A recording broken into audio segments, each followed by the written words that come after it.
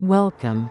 Tonight, we invite you to places only whispered about, to shadows behind paper doors, to things frozen in time, and to spirits that don't haunt.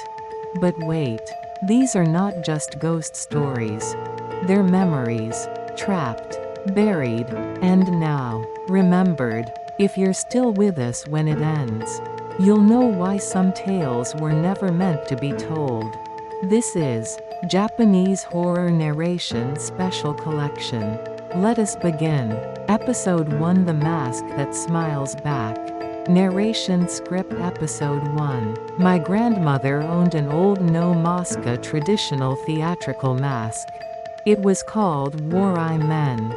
The smiling one. Except it never felt happy. She said it was passed down. But no one remembered from who. It was always displayed facing the front door. To keep sorrow out, she said. But after she passed, I brought the mask home. Big mistake. At first, it didn't do anything. Just sat on the wall. Then, I noticed. It was smiling wider than before. Each morning, the mouth seemed just a little more stretched. The eyes not carved, but watching. Then came the dream. I stood in the old no theater. Alone. A drumbeat in the dark. And behind me, the mask floated. It whispered, "Wear me." I woke with it on my chest. I locked it in a drawer. But it returned, always on the wall, always smiling, wider. I brought it to a shrine. The priest wouldn't touch it. He only said, "You've let something pretend too long. Now it wants your face." Now, when I look in the mirror, my smile stays too long. Even after I stop. And sometimes, I wake up, with the mask on my face. I don't remember putting it on. But I know, I can't take it off. Episode 2, The Voice Beneath the Ice. Narration Script Episode 2. They said Lake Kirizawa was bottomless. Frozen most of the year. Dead silent. Locals stayed away. Especially in winter. But I had to photograph it. For a magazine on Forgotten Japan. It was silent. Still. Beautiful. Until I heard the voice. Faint. Under the ice. "Hello?" I knelt down. Pressed my ear against the frozen surface. "Help me." It was my voice. I jumped back. Checked my phone. No recordings. But the voice came again. "Please don't leave me here." That night at the lodge. I couldn't sleep. The ice echoed in my mind. And in my dream, I stood on the lake. Beneath the surface. Me. Frozen. Eyes open. Locals told me the legend. A man once drowned in the lake. His twin tried to save him. But couldn't. They say the wrong brother came back. Now, each year, someone hears their own voice from under the ice. And if they answer it, they trade places.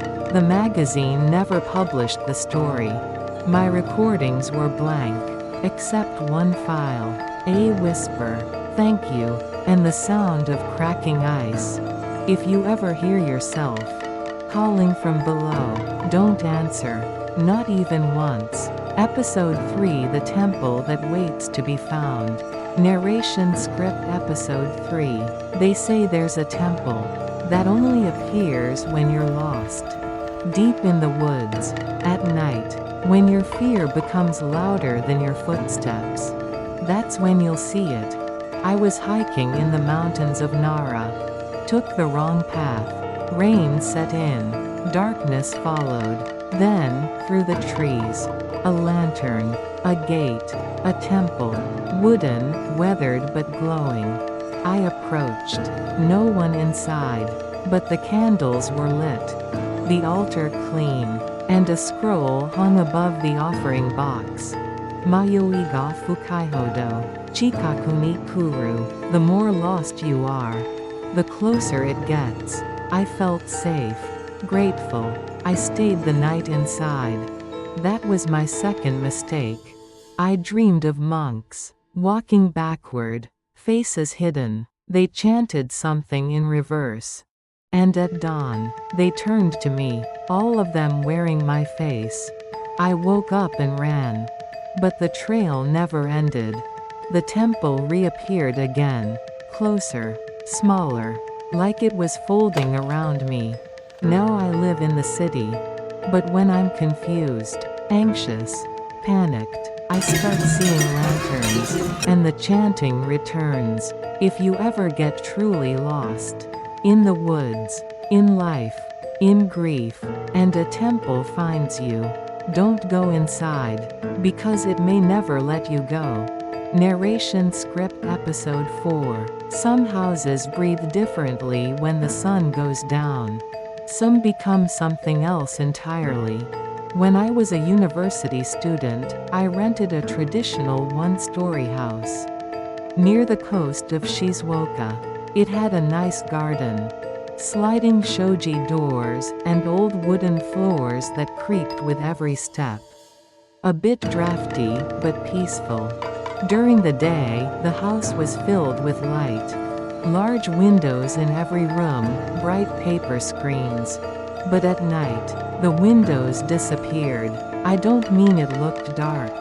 I mean they were gone. Where there had been windows hours earlier, there was just wall, blank, seamless, no curtains, no seams, no explanation. The first time I noticed, I thought I was imagining it. Jet lag, stress, poor lighting. But night after night, the windows never returned, not until dawn. I tried filming the transformation. Left my phone recording, but the footage always glitched. Between 6:37 p.m. and 5:12 a.m. Then the sounds began.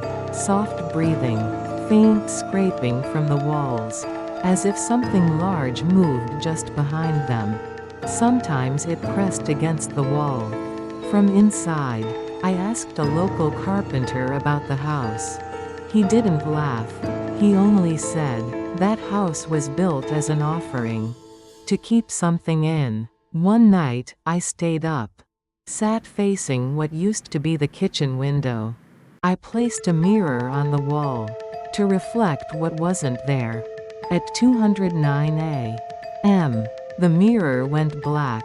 Then a hand appeared in it. Long fingers, skin like damp bark. It didn't knock, it tapped, like it was trying to remember how to get out. I ran, stayed in a hotel for days. When I returned in daylight, everything looked normal, but on the wall where the mirror had been, were scratch marks. 5 long gouges. Fresh. I moved out, but wherever I live now, I double-check the windows at night.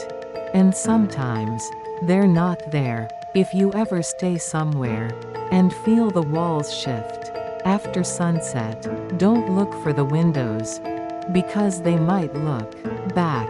Thank you for wandering with us, through masks that remember, voices that reflect you, and temples that only appear when you forget who you are. These stories don't end when the sound does. They echo, in silence, in stillness, in the space between what you believe and what you fear. We'll see you again, when you're lost, when you look too long, when you listen too carefully. Until then, sleep light, and never answer when your voice calls back. Good night.